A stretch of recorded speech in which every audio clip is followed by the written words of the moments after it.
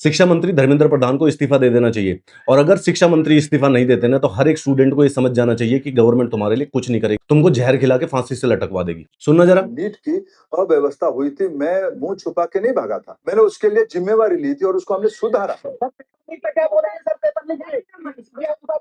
ये अब जो नीट की अव्यवस्था हुई है, तो उसकी जिम्मेवारी कोई नहीं ले रहा और अब ये मुंह छुपा के भागने लग रहा है। 3 मई 2026 को इस बार का नीट अंडर ग्रेजुएट का एग्जाम हुआ। 22.5 लाख बच्चे पेपर देते हैं, 22.5 लाख। और 12 तारीख को ये पूरा का पूरा एग्जाम पूरे देश में कैंसिल है। क्यों? क्योंकि 3 मई से पहले ही इस एग्जाम को लीक करके बेसिकली बच्चों के व्हाट्सएप तक पहुंचा दिया गया था।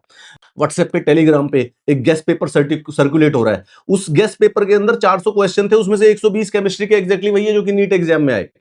बच्चों, मेरे को एक बात बताओ, अगर इस चीज के लिए भी तुम्हारे देश का एजुकेशन मिनिस्टर इस्तीफा नहीं देता है, तो तुमको गवर्नमेंट की कोई भी बात मानने की क्या जरूरत है? किस बात पे विश्वास करोगे? ये तुमको जो जहर खिलाए जा रहे हैं, तुम्हारी जिंदगी बर्बाद किए जा रहे हैं, साल पे साल बर्बाद किए जा रहे हैं। गवर्नमेंट की कोई भी मैंडेट और कोई भी डिक्टेट को मानने की तुम्हारी जरूरत नहीं है, तुम्हारी रिस्पॉन्सिबिलिटी नहीं है। तुम्हारा और गवर्नमेंट का एक सोशल कॉन्ट्रैक्ट है कि गवर्नमेंट तुम्हारे लिए एग्जाम फेयरली और ऑनेस्टली करवा ले, और तुम खूब सारा मेहनत करके अपनी जिंदगी बना लो, एग्जाम पास कर लो, डॉक्टर बन जाओ, घर वालों को अच्छी तरह से रखो। जो तुमने ऑनेस्टी की वर्चुअल कसम खा रखी है ना, उसको गवर्नमेंट हर रोज अपने जूते के नीचे दबा देती है। और तो अगर देश के 22 लाख बच्चों का एग्जाम लीक होने के बावजूद भी अगर देश के एजुकेशन मिनिस्टर मीडिया से मुंह छुपा के भाग जाते हैं और वो इसके ऊपर इस्तीफा या रिजाइन नहीं देते हैं, तो तुम भी कसम खा लो कि कोई भी बात मानने की जरूरत नहीं है, क्योंकि ये तुम्हारी सुन नहीं रहे हैं, तुम्हारी बात मान नहीं रहे हैं, because they are taking you for granted. अब एग्जाम रिकंडक्ट होगा, री रजिस्टर करने की कोई जरूरत नहीं, हम खुद ही डेट बता देंगे, कोई एक्स्ट्रा फीस नहीं लगेगी, जो पहले है वो रिफंड कर दी जाएगी।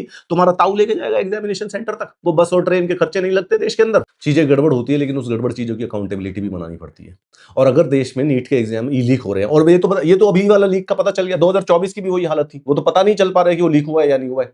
कितने एग्जाम लीक होते हैं, कितने ब्राइट बच्चों के फ्यूचर्स को बेसिकली जमीन के अंदर गाड़ दिया जाता है, और उसके लिए भी अगर एजुकेशन मिनिस्टर मीडिया से मुंह छुपा के भाग जाए, भाई उसको रिजाइन करना चाहिए, उसको रिजाइन करना पड़ेगा, उसका इस्तीफा करवाओ। एक बात की लिमिट होती है ना, हर बात के लिए थोड़ी ना भाग जाओगे।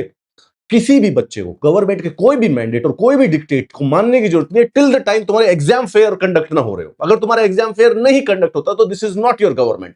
तुम लोगों को पागल बना रहे हैं ये लोग यार, तुम लोगों को पागल बना रहे हैं। बच्चे को 2 साल लगते हैं मेहनत करते हुए, 2 साल किताबों में गड़े रहना पड़ता है, तब जाके पढ़ाई होती है, तब जाके बच्चा पेपर देने जाता है दिमाग लगा के, और उसके बाद ओ पेपर कैंसिल हो गया, ओ क्यों, क्योंकि पेपर लीक हो गया, ओ मिनिस्टर साहब कुछ नहीं बताएंगे। ओ स्टूडेंट्स, अगर जिंदगी अच्छी जीनी है, गवर्नमेंट की एक भी डिक्टेट, एक भी मैंडेट मत मानो, कुछ मत मानो।